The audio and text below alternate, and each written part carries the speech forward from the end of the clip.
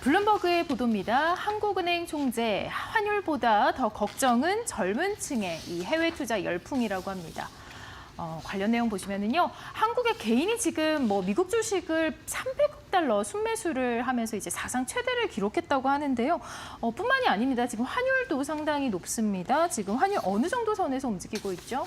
예, 작년에 바로 이맘때였죠. 작년 12월 3일 계엄사태 터지면서 환율이 갑자기 1,500원에 육박할 정도로 이제 우리나라 전체가 출정을 했습니다. 그에 따라서 주시장도 내려갔고요. 그래서 어느 정도 이제 계엄사태가 일단락되고 새로 대선을 치르면서 이제는 모든 것이 다 끝났다고 생각하면서 환율도 지금 1,400원 밑으로 내려갔었는데 갑자기 어느 시점에서 보니까 환율이 1,400원 물론이고 1,500원을 갖다가 이제 돌파할 것 같습니다. 그래서 이제 최근에 많은 분들이 아시겠죠. 구윤철 경제부총리가 4자 회담을 협의체하면서 환율 갖다 진전시키겠다라고 얘기할 정도 됐습니다. 그래서 환율이 올라가면은 좋은 것도 있죠. 예, 수출 주도형 기업은 좋지만 우리나라 전체적으로는 어쨌든 우리나라 수출 주도형 국가에서 달러의 외환 보유가 중요한데 이렇게 많이 환율이 높아지면 외국인들이 불안하고 그렇다면 이제 외환 보유가 달러가 이제 유출되니까 그랬다도 시장 전반적으로 좀 불안한 측면이 생깁니다. 그래서 우리나라가 1,500원 가지 않도록 열심히 노력을 하고 있는데 이번에 이창용 총재께서 이제 발언한 것을 블룸버그가 이제 보도했습니다. 결국은 1,500원에 근접하는 것도 우리가 중요하게 여겨야 됐지만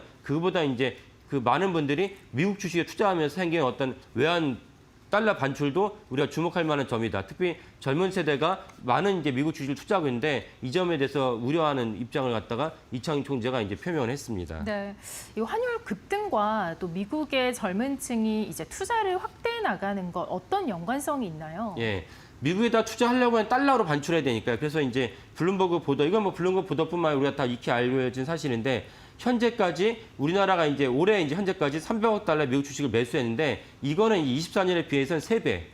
2019년에 비해서 12배 규모랍니다. 그러면은 이 정도의 많은 분들이 미국 시장을 갖다 사는 거면 거기에 대해서 우리 달러를 갖다가 이제 사게 되는 것이니까 쉽게 말하면 상품을 우리가 미국에 있는 상품을 많이 사게 되면 그걸 직구를 한다 생각하시면 됩니다. 그러면 이제 달러를 갖다가 미국에 주는 것이니까 우리나라 이제 외환 보유가 줄어들고 그 달러 가치 올라가게 되니까 우리나라 환율 같이 내려가고 그래서 환율이 1,200원대 1,300원 심지어 1,400원의 중반에 넘어서면서 1,500원 육박하지 않을까. 1,500원을 마지노선으로 우리 생각하면서 여러 가지 관리를 해야 되는데 만약에 1,500원 돌파한다면 심각한 일이 발생할 수 있습니다. 근데 달러가 같이 올라가고 외환 보유고가 이제 줄어들면서 환율이 급등하는 여러 가지 이유 중 하나가 무엇이냐? 이것만은 아니지만 어쨌건 미국 국장에 투자하는 어떤 규모가 커지면서 사실은 이 문제가 심각해졌다라고 보는 것은 타당하다고 여겨집니다. 네, 또 이창용 총재는 이 미국 투자가 확대되는 것이 바로 젊은 층에게는 이 미국 투자가 좀 멋져 보이기 때문이라고 해석을 했다고요. 예, 이창용 총재께서는 이제 젊은 층들이 미국 투자하는 것이 약간 이제 트렌드에 맞다 이런 해석을 하면서 그들의 어떤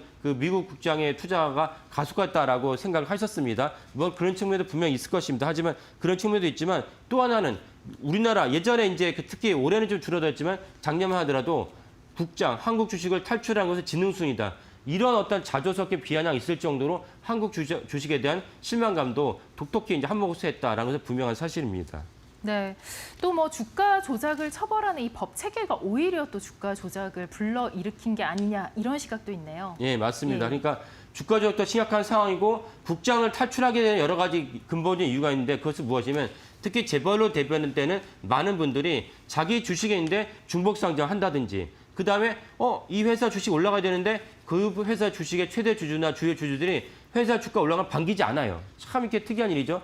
회사 주가 올라오면 자기 자산이 증가하는 데도 불구하고 주가 상승을 반기지 않는 국가가 아마 전 세계에서 우리나라 말고 또 있을까 싶을 정도로 그런 아이러니를 보면서 젊은 층들이 우리나라 국장을 탈출하는 것이 있습니다. 여기에 부추긴 또 다른 이유가 아까 처음에 서두에 설명드린 주가 조정을 했으면 엄벌을 쳐야 되는데 주가 조정을 했지만 엄벌을 처하기는커녕 기소율도 10% 불구하고 심지어 주가 조정해서 처벌받은 것이 기껏해야 2년에 3년형의 징역을 받으니까 어떤 식으로 이제 사람들이 해석하게 되냐면 내가 그럼 한탕을 저질러서 그래서 50억, 100억을 저지른 다음에 그러면 1, 2억, 10억 정도를 갖다가 반환을 하고 2년 정도 징역을 살고 오는 것이 오히려 타당하지 않느냐 이런 인식이 퍼졌어요. 그러니까 주가 조정을 갖다가 더 부추기는 것이 많아졌다. 주가 조정을 왜 부추기냐? 아까 말해서 솜방망이 처벌, 검찰이 기소를 잘 못하고 기소를 했을지언정 전체 기소에서 10%에 불과한데도 불구하고 솜방망이 처벌에 판사들이 판결 내리니까 이것이 주가 조정을 갖다 부추기는 그런 어떤 환경이 됐다.